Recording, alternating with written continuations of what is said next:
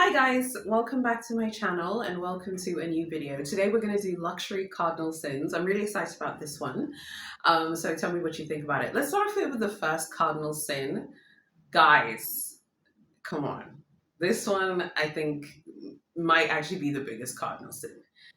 Um, Complaining about how much you spend at the store to people who work at the brand and insinuating that you spend more than they can afford to spend at the boutique. I see this in dragging reviews all the time. Someone will be like, I spent 50,000, I spend more than the SA has. You don't know how much the SA has, particularly SAs in North America, who for a lot of the brands tend to get commissions and stuff like that.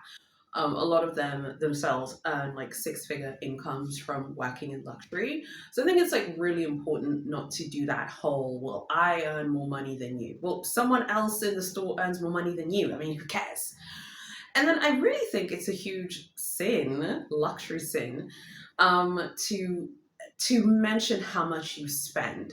They know how much you have spent. I think at certain brands, saying how much you have spent is seen as very taboo. And I think at the French houses specifically, they are very weird about this. So Big H, Big LV, Chanel, Dior.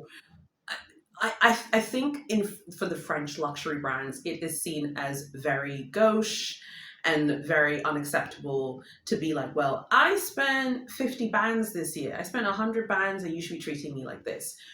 One of the biggest things that's been going on in luxury in the past year has been the rise of the sort of mid-range branded content on YouTube and TikTok. You'll see people posting mid-range luxury brands saying that they're no longer buying high-end luxury brands, they're buying mid-range brands and so on and so forth. And you'll see people saying, to me, luxury is this and luxury doesn't have to be expensive. I think that we need to agree that there is a benchmark for luxury and what is considered expensive. The girls absolutely have a benchmark for what they consider to be like a top tier luxury spender. And generally speaking, amongst the pound, the US dollar, the euro, generally speaking, that number is 100,000 in those respective currencies per annum of luxury spending. That is where the VIC level starts at a lot of brands. Now, obviously, there's some fluctuations. Some brands, it might be less than that. Some brands, it may be a little bit more. But that's kind of where the starting point. I think at Big H, it's way more than 100K. But in Europe, it's like about 120,000 for Louis Vuitton, like to start to enter that VIP realm across different categories. So if you spend, I think at that level, like the sort of the beginning VIP level of six figures, like the lower end of six figures, so like 100, 120, 150, if you spend at that level, I feel like you might be able to bring up your spending if you think that maybe you're not getting the attention that you should be getting. Like, have you been invited to the fashion show? Have you been invited to like really exclusive events? Like Louis Vuitton is known for flying their high jewelry customers to really exotic places. Cartier is known for doing this. Van Cleef is known for doing this. I was reading an article in Vogue Business and it said Chopard invited 80 of their best VIP customers from around the world to the Cannes Film Festival, because obviously Chopard have a partnership with the Cannes Film Festival, and those VIPs got to meet celebrities and got to go to really exclusive events. I would imagine these are people who are spending hundreds of thousands of dollars, pounds, euros, Swiss francs, in Chopard's case as well, and if not millions in those top currencies per annum. So I think stating how much you spend, you need to spend a lot of money before you can like go to complain to the brand and be like, I spend a lot of money. Because generally speaking, from my experience in business, the people who say how much they spend are not spending as much as they think is the norm for that boutique. I remember I was reading I was collecting stories for the next dragging video, which will be the video after this. And someone was like, I spent $5,000. $5,000 is a lot of money. $5,000 is a lot of money. But relative to what people spend at the luxury girls per annum, $5,000 doesn't get you looked at by these girls. So I think the number one cardinal sin, and not necessarily number one, we'll start with it because there's so many of them now, I'm just remembering, is definitely don't mention how much money you spend. I think that luxury brands think it's very tasteless, and I think that they think, not me, don't panic. I think that luxury brands think it's really classless and tasteless for you to say how much you spent. And particularly Big H, I think, really dislikes this, and I think Louis Vuitton as well. The next one is, I'm going to say it, so let me say it now. The second cardinal sin, again, in no particular order, it's just because, I've listed them all out. Befriending SAs. Guys, we've talked about this in my luxury mistakes video, which I filmed a few months ago, which has some similar themes to this. The SA is not your friend, you guys. It doesn't matter how much you think she's your friend. I know you guys are going to come with stories like, oh, we're friends, we're friends, we're friends. The SA is not your friend, okay? No friendships are based on how much money someone has, okay? This kind of reminds, you know what this reminds me of? Whenever I'm like watching like a documentary about celebrities, you'll find like celebrities have all of these friends, they have all these massive entourages, and then if they lose their money, the people in the entourage begin to kind of melt away. Once you stop spending money with the SA will move on and find someone who has money to spend. The SA is not your friend. And again, I think the Paris luxury brands are very good at making people think that it is a friendship coded under the word relationship. You see this again, Big H, honey. Big H is really good at this. Big H has managed to convince a massive part of its customer base that you are offered a quota bag based on your relationship with the SA. Now, if you want to believe that, that's fine. I was born at night, just not last night, okay? I think befriending SAs isn't a good idea. I think once in a blue moon, there may be an SA and you and him or her really do get along and you really do become lifelong friends. But frankly, that is very rare. So there's no point the Pegasus unicorns flying here, galloping here, to say, oh, well, I'm friends with my SA. You're friends with your SA, so your SA knows your personal life. Because friends know your personal life. They know your personal problems. They know when you and your man have maybe had a disagreement and fought about something. They know when you have cried about your boyfriend or your man. They know when maybe things aren't going so great at work.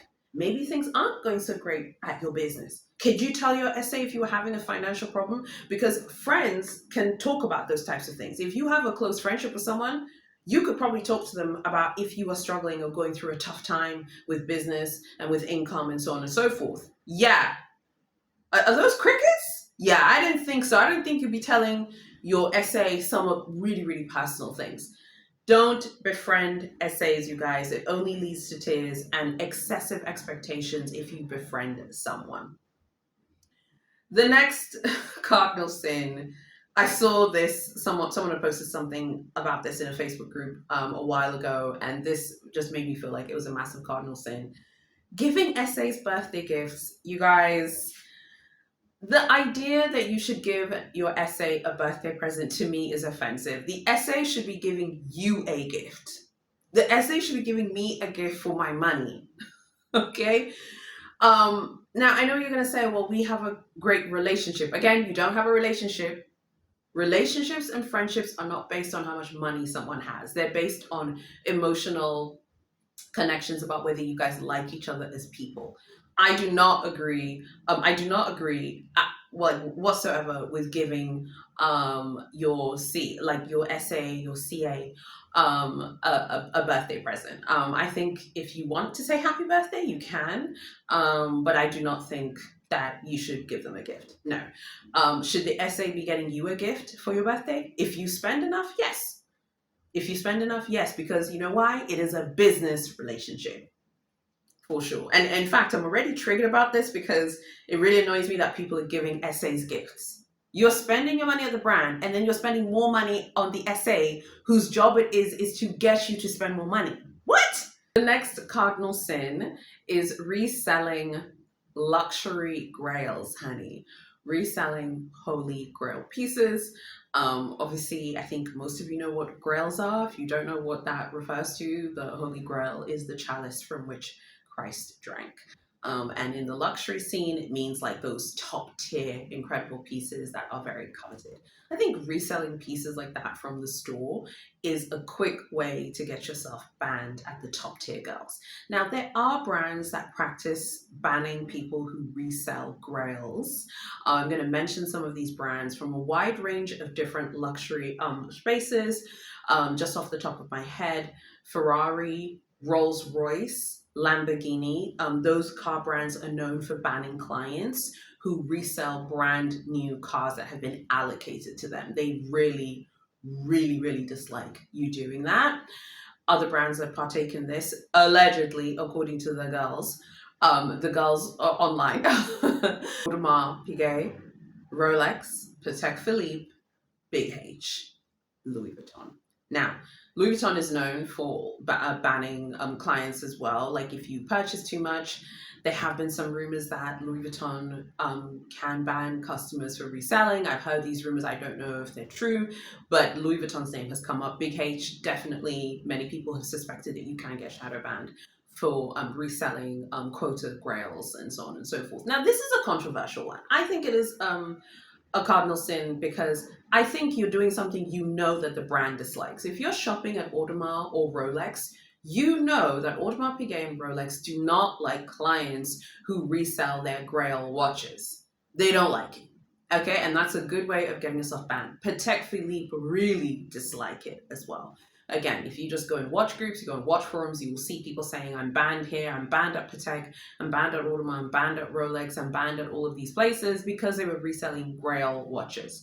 I think I have to say, it doesn't particularly bother me because I think resellers are inflating the cost of these items. And I think resellers are also kind of creating unrealistic expectations of what luxury goods are. Resellers make money from the idea that something is an investment. You know how I feel about this if you support me. If you're new to my channel, obviously subscribe. You should be doing that anyway. But you should know, I don't think luxury products are investments at all. No questions about it. I do not believe they're investments. And the reason for that is because I do think that the resale market has played a massive role in inflating the idea that they are investments to justify the prices that they charge, right? So reselling grail pieces, like holy grail pieces, like quota bags from Big H, that's definitely a cardinal sin because if you get caught, the pony is probably going to shadow ban you. Now, the pony will say, oh no, we don't do that. But many people have come online and said, if you do that, you will not get offers again. Now, I say this, I know the Pegasus unicorns are going to fly here and say, oh, I've done that and my Big H like SA doesn't care. Okay, well, don't be too proud about it because Big H watch and keep tabs on things that people are doing. I do think it's a cardinal sin for sure. Now, of course, one may say, well, that's my property. Yes, absolutely, it's your property. But also, it's Big H's right to say, hey, I'm not going to offer you any more bags because all you do is you don't actually want to keep them. You just want to be sold it and then you want to go make money from it. So what's the point of selling it to you? Because you're not really like enjoying it. The next cardinal sin is excessive returns. Now, I think some of this is cultural. In Tanzania, which is my country, you're not allowed to return items. Once you get a receipt, it's yours and you can't return it. Now, in certain cultures, in certain parts of the world, I think particularly the Glamazons who are in North America, it is normal to return things. I think excessively returning makes you seem like you're not a serious luxury customer. Honestly, I even think excessive exchanges should be added to cardinal sins. I think it's okay every now and then to return something. I think it's fine to return something it's faulty. I think it's fine to return something if you made a rash shopping decision. But I feel like you should be doing this once a year.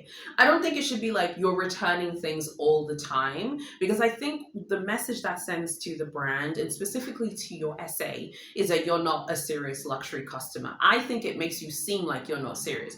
1 or 2 returns a year, I think is fine. I think you returning things a lot at different brands makes it seem like you're not serious, assuming that the product isn't faulty. So I definitely think that's like one of those cardinal sins. And if you're someone who like you make like a random shopping decision and then you're like, okay, I've changed my mind, guys, like I don't want to do this. I think doing it once is fine. I think doing it 3, 4, 5 times a year, 6, 7 times a year, you're starting to look like you're not someone who can be relied on basically to your SA. Don't forget, when you return something, in countries where SAs are paid commissions, your SA has to pay the brand back.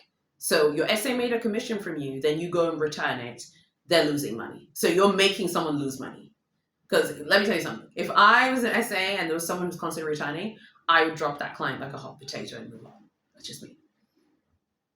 The next one, the next cardinal sin is, and this is a very specific one to the people in the Big H shopping community, being weird about how much things cost. It is so hard to get prices for how much things cost at Big H. And one of the reasons for this is because people are very weird about how much they spend at the brand. You see this on, Hermes groups, Hermes forums, anywhere where people congregate online to discuss shopping at Big H. If someone's like, hey, what was your pre-spending? Someone will be like, I don't remember exactly how much my pre-spending was, or I don't keep track of my pre-spending. I mean, give me a break. You do. Okay, you do. You have an idea of how much you spend. There's gonna be someone here saying, "Oh, people don't know how much they've spent." The same people who say they don't track how much they spend at Big H are the same people who are like, it's just showing your passion, at the brand. Now, I've heard some people say they don't want to say how much to spend because they feel bad about the money that they spent. Come on, guys, we're all adults here, okay? It is completely normal. I think in a safe luxury shopping space to discuss how much things cost, particularly with Big H, because Big H is not like Louis Vuitton or Dior or Chanel or Gucci Ferragamo, where like the prices are obviously written for the quota pieces. Yes, the prices are written for the non-quota pieces, but for the quota pieces. So I think the people who are weird about how much they've spent, I think is really, really, really strange. Another thing, which is just a little comment that I have about like influencers who do unboxings online who don't want to say how much things are. I think that is also really weird. I actually think it's a little creepy. I remember once I was watching an unboxing, it's from many years ago, and if someone was unboxing a luxury product and someone was like, how much is it? And the person was like, hey, I don't want to say how much it is. You'd have to contact me, via like, I don't know, whichever way. This was years and years and years ago. And I'm like, I just don't understand, like, what's the point, of unboxing if you don't want to say how much it is. I think if you're a content creator and you're watching this, if you're going to do luxury unboxings online, please be ready to tell the girls how much things are, or at the very least be ready to link how much the item is at the retail price so that people know how much things are. The next one is tricking. Okay, tricking clients. Okay, this is a cardinal sin, but this time we're going to flip the script. And this time, this is a cardinal sin that I'm going to put to luxury SAs. Luxury SAs who trick clients. This happens a lot. I said that I got tricked in Paris by the Sevres SA. Getting tricked is something you need to watch out for. Again, I think this is a Hermes thing. I actually think Louis Vuitton CAs also trick you as well, because I've also been tricked by Louis Vuitton, by two Louis Vuitton CAs. I think like luxury SAs also need to understand, if you give your card, people are going to contact you. So please be ready to respond to us if we contact you. I do not understand the point of luxury SAs giving out contact information, people contacting you, and then you ignoring the person. That happened to me at the Johannesburg Louis Vuitton. She gave me her contact details. This was a few years ago. I contacted her, never heard back. And she works there and still works there to this day. And my husband was like, this is how they trick people. They make you feel good to spend your money. And then when you're like, hey, I want to buy something, it's like, no, I'm not going to respond to you because I don't think you spent enough. Okay, that's cool. I'm a big girl. I can handle it. But luxury SAs, stop tricking customers. Stop tricking us and playing games with us as well. If you want us to like drop the cash and spend a lot of money with you, stop tricking us and playing games with us as well. I think that's fair. Okay? So that's a cardinal sin for the SAs. The next one, okay, this is a controversial one, but I think that this is a cardinal sin as well. The next one is, if you're invited to a high-end event from a brand, I think that it is implied that you are going to buy something at that event. I think that it's probably a cardinal sin to go to the event knowing you're not going to buy something. Even if the essay says you don't have to buy something, I think it is implicitly understood that you will purchase an item. So I feel like if you're like, I'm going to go to a really, really high end, glossy, big H event, particularly with big H, because at events they offer Coach bags or Louis Vuitton or Chanel or Gucci, Ferragamo, Dior, etc. I think if you go to an event where it's just clients who are there, I think there is the expectation that you will buy something, yes. And I do think if you go to one or two events and you don't buy something, I think they'll stop inviting you to events. So tell me what you think about that one. It's a little controversial, but I have to say, as a business owner, I completely understand. Events cost money. Um, Normally they're run after hours, so all of the employees in most Western nations will be getting overtime, will be getting extra money coming to, to deal with customers. If you don't buy something, I think what that says to the store managers, they don't want to invest their time in you. Everything in luxury is about money all of the time. Do not for a second believe the whole relationship stuff. It's not a relationship if it's an after hour event where they expect you to spend. Okay, now the final cardinal sin is another controversial one, honey, because that's what I'm about these days, is being controversial. Going on social media to like threaten brands over treatment. I think with a few rare exceptions. If I have been racially profiled at a boutique, I'm going to handle it privately because I actually think it's incredibly serious. And I don't think blasting the brand on social media can actually necessarily get it resolved for me. I think what I can do is say, hey guys, I'm not going to shop at this brand because I was treated, really badly. But I don't like the sort of culture that we have right now that's surrounding luxury, where people run to social media to film, lots of videos, and expect that they should be treated a certain way. I think I felt this way about the Van Cleef drama that happened with the TikToker who posted all those Van Cleef videos, and Van Cleef sent her a book. I mean, VCA were like, baby, you can come get this book and we're going to give you a flower. That's what you can come get. You can come get a book and a flower. Me personally, I don't need a luxury brand to give me a book. Okay? I don't need you to give me a flower. You know what I mean?